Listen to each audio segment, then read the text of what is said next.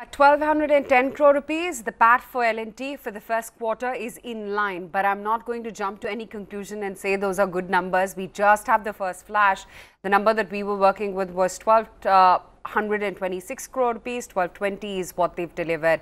The key for L&T, as has been for any quarter, is going to be the guidance. So what we are penciling in is 12 to 15% revenue guidance, a 10 to 12% growth in order inflows, and a margin with an upward bias of up to 25 basis points. And I think that's going to be, these three numbers are going to be the key with which the market is going to hand out its verdict on what L&T's performance is like. So at 1,210 crore rupees versus the expectation of 1,226, largely those numbers are in line. I wouldn't really call it sub expectation or a big shocker at that. Gaurang Shah is on the phone line with us. 1,210 crore rupees on the PAT, Gaurang. 21,280 crore rupees on the revenue. That is a little bit our estimate. Your first take on the L&T numbers. So, Aisha, I think there has been a slight disappointment. Would want to wait for the segment-wise breakup. I guess what we are speaking about is the consolidated numbers. So, would definitely want to have a look at the breakup, especially from the hydrocarbon business side. I would like to see what are the numbers on the hydrocarbon side. But I think these two numbers, I believe it's a slight bit of disappointment according to what our estimates are. Right. Optically that's fine. But I think the order inflow number, which is the critical number to base judgment on these results, is looking at 36,142 crores. If I compare that to the base of the same quarter last year, I think that number stood at 26,000. So that's a decent bump up. Gaurang? That could be true, but if you look at the problem, Tanvi, with cap goods engineering space is that we normally end up comparing quarter-on-quarter numbers, whereas I believe we should definitely do it a little bit longer so that you can have a clear-cut view, because projects are such in cap goods engineering hydrocarbon that they may take a little bit of longest gestation period. So order book is healthy, and I have absolutely no doubts in terms of the capability and capacity of L&T in terms of execution. But I think the run rate should definitely pick up going forward. Essentially making the comparison year on year, Gaurang, and I'll take that conversation forward. Avinash Gorakhshekhar also joins in with his perspective. To my mind, why we will give out the verdict, and I think it's not a market difference from the comparables. It seems that the numbers are largely in line with estimates. Consolidated sales, I mean, on that base, a 2,000 crore would not dent the outperformance like in a major way, would not like swing the pendulum in the direction of outperformance in a major way. It's really the order inflow picture which looks encouraging, where close to about $1 billion, $1.25 billion has come in from global deals.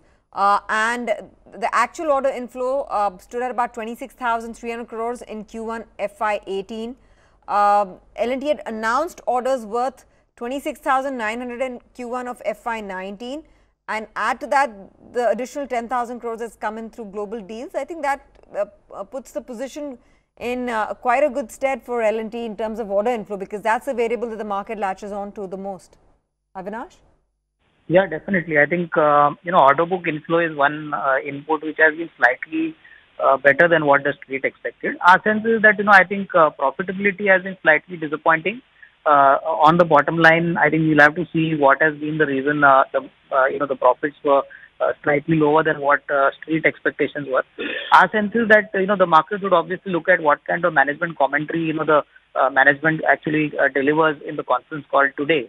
But overall, I think the order book inflow of 36,142 crores is definitely encouraging. What kind of traction we see in the second half is more important, and obviously what kind of execution milestones the company maintains would obviously be a very crucial input to watch. But overall, I think the weakness in the stock could possibly stop once we get little more clarity from the management on the kind of growth commentary, at least for the next couple of quarters. Going to quickly go across to Avan, and Avinash and Gaurang both stay with us. Avinash, Avan, what is the segmental breakup? If you would have a breakup of the top line figure, what it constitutes for each and every segment, and if you have anything on the guidance. Well, nothing on the guidance so far, but in terms of the numbers, I'll tell you, Aisha, it definitely has been a very healthy quarter.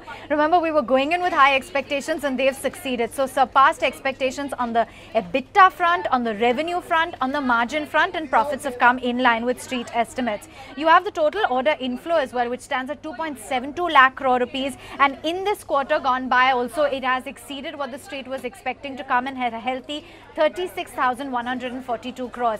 Now, yes, let's talk about the individual segments. The infrastructure segment secured orders to the tune of about 19,000 crore rupees and they've registered an increase of 16%. So that has sure been healthy. For the power segment, it's been a little bit muted this time around. And that's largely on account of the overcapacity and the aggressive competition that they've witnessed in the sector. So it's been a little bit flat, that you'd have to say, for the overall power segment as a whole. Heavy engineering segment as well, that has been the key, and that has really been where they have been receiving quite a few orders as well. And there has been quite a bit of restructuring that's gone through in the heavy engineering segment, and that has seen quite a significant increase. The international orders here have constituted close to 92% of the total order book, and they have secured fresh orders in this segment to the tune of 1,409 crore rupees, and they've also recorded a customer revenue for about 334 crore rupees. Margins in this segment, in the heavy engineering segment, have improved to about 36%. Defense engineering segment, that's been newly introduced as well. That was part of the heavy engineering segment earlier, and this too has seen a healthy order book in this segment of about 11,599 odd crore rupees. The ENA segment has registered a growth of about 12%, standing at 3,061 crore rupees. So that too has been healthy. Hydrocarbon segment order inflow has been largely driven by the receipt of orders from the fertilizer sector, and that has seen an inch up of about 23%. Remember, we were also depending heavily on the IT and technology services, financial services segment revenue to drive the overall revenue figure up, and this one has come in healthy by 31% for IT and technology services, and the financial services also has seen an up move of about 33% on year. So that too has contributed to the growth. And I think I've run you through pretty much the individual details. The management has said that the recent surge in oil prices will incentivize their infrastructure and hydrocarbon capex in the Middle Eastern region. The public spending by the government and the state governments, etc., is going to lead to building of their overall infrastructure. They're going to focus on profitable execution of their order book as well as cost competitiveness going forward. And I think if I had to assess it, it's been a very decent set, even when I'm looking at the individual segments.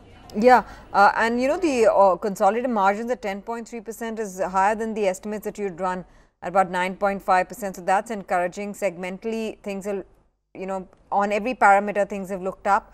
The order inflow growth of nearly 40% year on year is not something that the market would ignore at all, can't, right? Because it's commanding that kind of growth in order inflow position. Mayuresh Joshi joins in with his perspective. I'm still awaiting the guidance numbers on order inflow. They're expecting 12 to 15% growth in revenues, and in order inflows 10 to 12%, which is, you know, early double digits. Not a bad sign if they actually come out with that sort of, you know, expectation or target for the future, Mayuresh. They haven't yet. We are waiting those numbers, but even so. Oh yes, I think with that caveat, Tanvir, I think they had given a one-year view in the quarter gone by with the assumption of a 10-12% order book growth in FY19, a revenue growth of 12 to 14%, and a margin improvement guidance of 25 bips.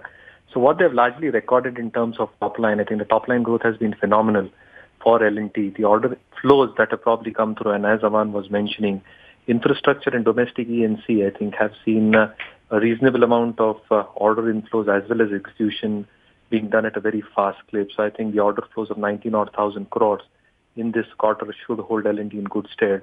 Power has been a little bit disappointing, but there are expectations of the flue gas desulfurization projects, which are almost worth 5,000 odd crores, overseas projects in excess of 12,000 crores, which can in certain ways provide respite. And the other elements in terms of heavy engineering and hydrocarbons, with oil prices moving up, there are big expectations in terms of the markets in the Middle East and the international order book actually holding up. So I think interesting set of numbers. I think the top line was very, very encouraging. The margins, as you rightly mentioned at this point of time, again, very, very good at 10.3, which probably means that the 5-year strategic plan, Lakshya, which they have planned out to take margins to 11.2% by FY21, by focusing more in terms of domestic E&C execution, by doubling sales, in fact, doubling their ROEs as well from 12 to 18%. I think the management commentary will be very, very interesting. But very good top line, good margins, and a good order flow for L&T. You know, when we're looking at the segmental performance, perhaps the only disconcerting factor is the power segment that's been a little bit muted, and the management has said it's due to overcapacity, it's due to the kind of aggressive competition that they've witnessed, and they're also, admitting that they will continue to face business headwinds due to the increased competition here. Gaurang, would just like to get in your opinion, after having had a look at the press release and the individual segmental performance, are you worried about the power segment being a bit of a lag? Thanks for that, Avan. So I don't think we should worry about power sector, because I think going forward, Avan, what the government is implementing in terms of policy changes for power generation, transmission and distribution is going to throw in tailwind positives for companies like L&T. Point number one. Point number two, I think recently concluded meeting of the oil ministry and the oil minister, Mr. Dharmendra Pradhan, and what he mentioned about under the NELP. I think Northeast India has got tremendous potential in terms of exploration. I think that's where you will need expertise and experience of L&T. And third, what I'll be excited to look about in terms of earning visibility going forward is the defense. And fourth would be infrastructure. So I think these four primary business verticals could definitely throw in positivity. Since we are talking about L&T, I think it's prudent on my part to give a disclosure that we hold a positive coverage on L&T from a long-term point of view. And I think the back of the envelope calculation long-term target stands at about 1650 on L&T. Avan. Thanks for analysing L&T. That sure is going to be one stock that we're going to be looking out for when markets do open for trade come tomorrow.